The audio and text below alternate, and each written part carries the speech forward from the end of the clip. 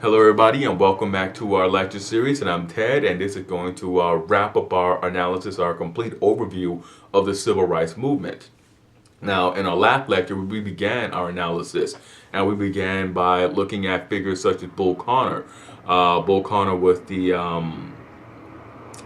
public safety commissioner of the city of Birmingham. He was an avowed racist and a diehard segregationist, and he made it his mission to break the the efforts of the local NAACP and SCLC in Birmingham in their desire to bring about desegregation within the city.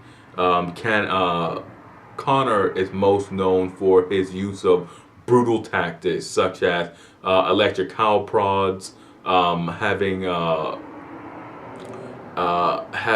protesters sprayed down with water cannons, allowing Klan members to physically assault, to really lay into the Freedom Riders with no ramifications or disciplinary action being taken out towards them, and of course for jailing Martin Luther King Jr.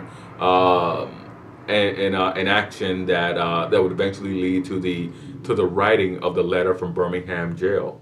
Um, now, during Connor's watch over Birmingham, the city developed the nickname Bombingham because of the series of bombings that took place that were orchestrated to terrorize the African American community.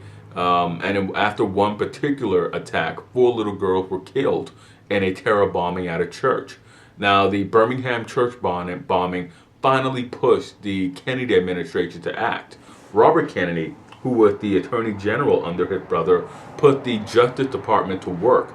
Now, the bombings also had the effect of completely discrediting the states' rights argument to the degree to which the philosophy had been used to justify racial segregations had the means to the degree that it had been used as one of the bedrock means used to enforce it, made it very difficult for anyone interested in actually seeing a separation of powers to argue in favor of it.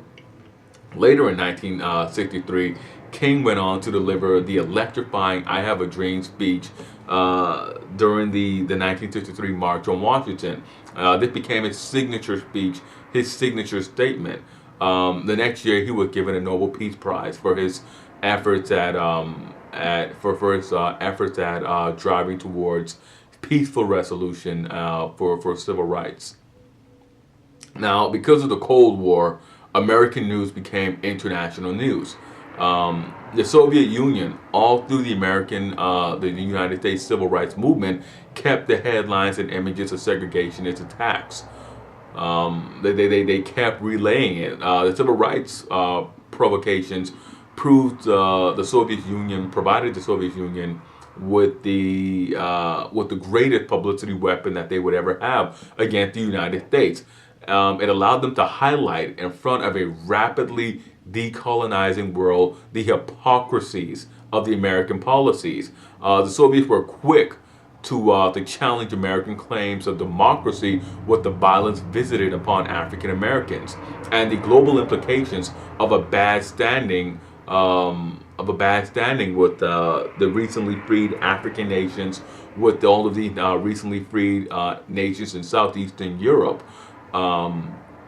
Was really just too much for the Republic to bear. It was a public relations nightmare during the Cold War to have to fight the propaganda war.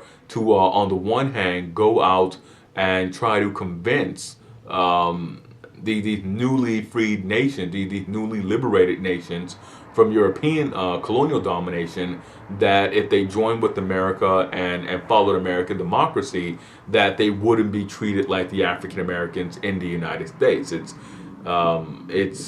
was this sort of interesting scenario to where you're trying to tell somebody that you treat them better than you treat your own citizens. In opposition to King and the integrationist policy, as we discussed in previous lectures, there were the separatists, or the policy of separation, which was offered by the black Muslims, better known as the Nation of Islam. Now, Elijah Muhammad was the organization's leader throughout much of the 50s and 60s, and Malcolm X was their most famous spokesperson throughout most of the 50s and 60s.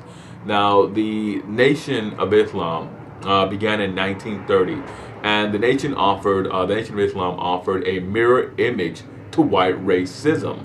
According to its teachings, the only reason that white people or European Americans the Europeans came into existence was due to a strange genetic experiment gone wrong by a mad scientist named Yakub, who selectively bred people to get their and it follows eugenics arguments as well. Dr. Yakub selectively bred people to breed away the pigment of their skin until he perfected a race of white devils, whom he created to torment black people. The same arguments made by white supremacists in favor of white racism was now being made by black supremacists in favor of pro-black racism. It was a very effective movement for restoring the dignity to the African Americans who were living in a much degraded situation, particularly those who had immigrated from the Southeast and who were reeling from the sting of and oppression of Jim Crow racism, and prisoners. They lived this clean lifestyle. They abandoned drugs and stimulants of all kind. They still live what they call the dignified life. They dress respectably. They work hard. They demonstrate this. They demonstrate all of these things through their deportment, and they stood up for themselves in black assertion rather than conciliatory messages of Christian love that Martin Luther King and other conservative civil rights leaders advocated. Now, Malcolm X became the most well-known advocate of black separatism, and he, for most of his early career, he highly criticized Martin Luther King's version of racial integration, which he thought was misguided at best and insane at worst. A captivating speaker, Malcolm had this colorful delivery style, and he was once asked by a journalist if he considered himself an extremist, to which he responded by saying that he and every other African American in the Republic had to be extremists, given the state of African Americans' affairs in the Republic. He went on to say that if you found an African American who was not an extremist, that person needed immediate psychiatric help. Malcolm X was a great public speaker, and he was a man of great dignity and bearing. And he delivered these very uncompromising speeches, and it really sent a wave of fear throughout segregationists and even moderates on segregation. To even those who were in favor of desegregation, Malcolm X sent this sort of radical fear. In many ways, he sort of created the legend. He sort of, by comparison, he made Martin Luther King more appealing. King seemed this mild. King seemed to want mild and mainstream reforms to improve the African American situation, and by comparison, more people were willing to accept what King was offering than face the alternative of meeting what Malcolm X was advocating.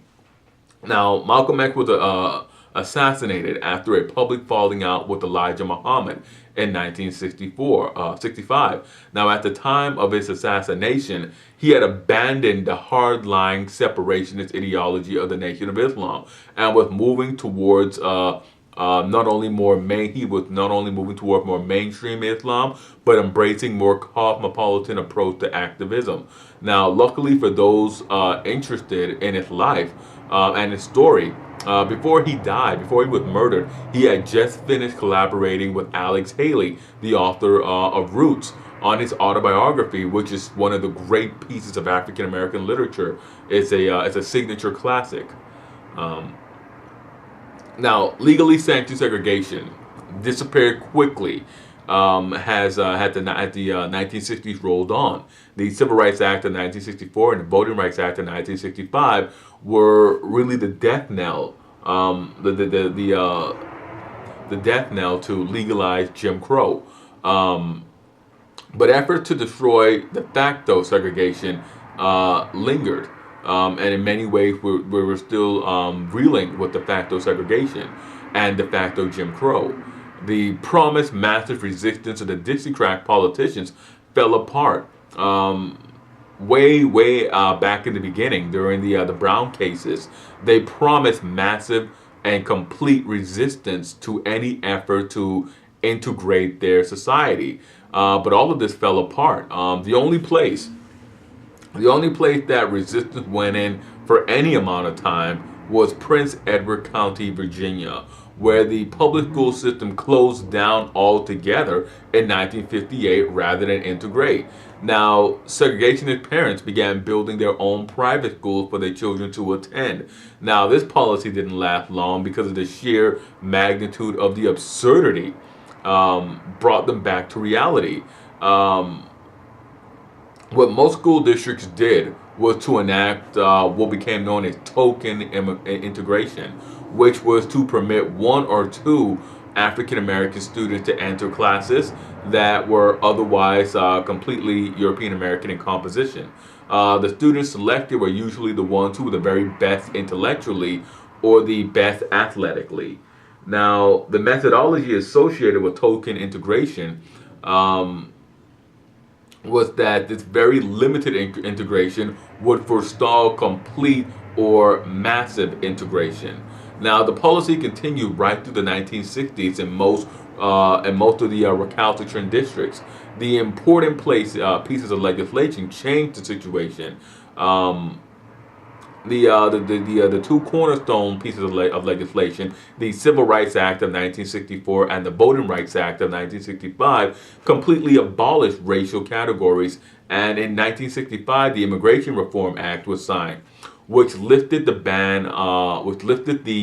racial ban that had been in effect since the 1920s. And of course, that ban was one of the progressive movements, major efforts, major pushes to limit immigration to the United States to only those from Northern Europe. Now during our Freedom Summer, and Freedom Summer again was the campaign, the campaign to register voters in the Deep South, particularly in Mississippi. Large numbers of African American voters came out.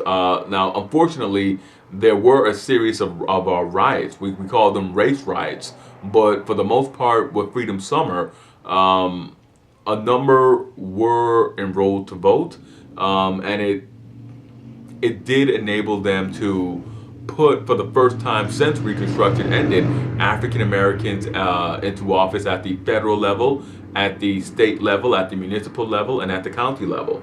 It allowed them to flex their political power like they had never been able to flex it before. Now to the riots, to the race riots of the long hot summers of the 60s. Now these riots had the effect of really undoing all of the good feeling and the high-mindedness that had accompanied the earlier phases of the civil rights movement. But they were needed to really express the frustration of having defeated legal Jim Crow, but still being unable to overcome de facto Jim Crow. There were a number of reasons why these, while though they had access to the ballot, little had changed for the majority of the community.